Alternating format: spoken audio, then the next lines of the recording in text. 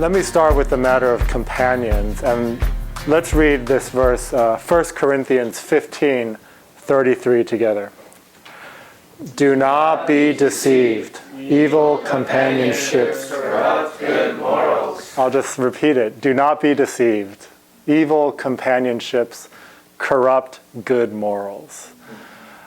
If you think that the companions you have surrounding you will not impact you positively or negatively, you are deceived, right? The next verse, of course, shows the positive side, right? Let's read that together. But flee youthful lusts and pursue righteousness, faith, love, peace with those who call on the Lord out of a pure heart. This is the positive side of having companions. When you are with those who call on the Lord out of a pure heart, you're strengthened to flee all of these things. Flee youthful lusts. And you're strengthened to pursue righteousness, faith, love. So if you were to ask somebody, or ask some of us who are older, you see somebody starting school, a freshman, how will that person do over the course of his or her college years? What will be the deciding factor in whether that person is healthy, sanctified, pursuing the Lord, or whether that person is, to use Paul's word, corrupted? You can say many things, but I think many of us would say, oh, it's very easy. Show me that person's companions. I don't even need to know that person, almost. If I know who your companions are, that's almost good enough. And I can tell, okay, so-and-so is going to make it. Or so-and-so is going to have a tough time. It's almost a law. Of course, you all know this famous example. Preston, come here.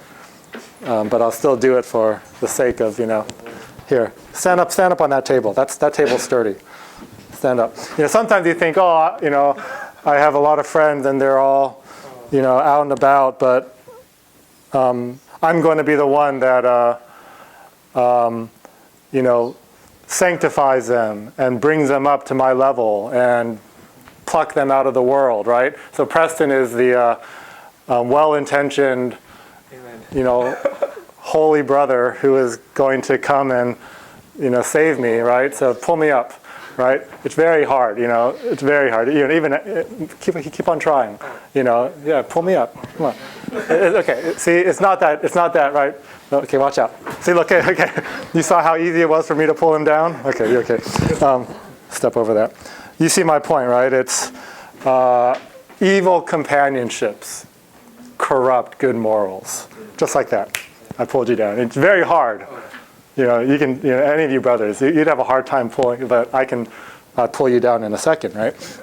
I spent a fair amount of time, talking to people who are college graduates and they're starting to,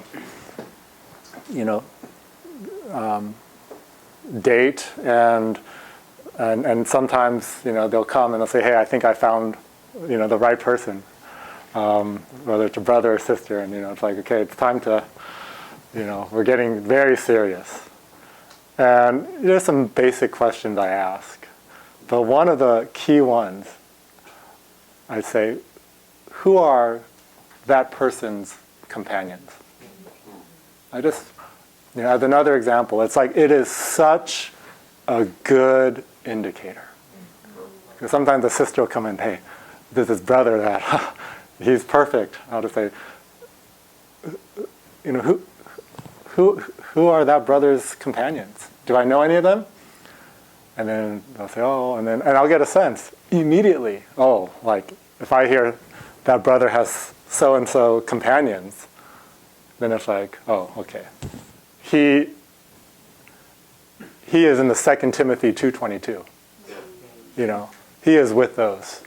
He's been strengthened. And that bodes well for the rest of your life. And then there have been times where, you hear, well, and then immediately there's a concern. Right now, everything's dandy, but this is a law. Evil companionships corrupt good morals.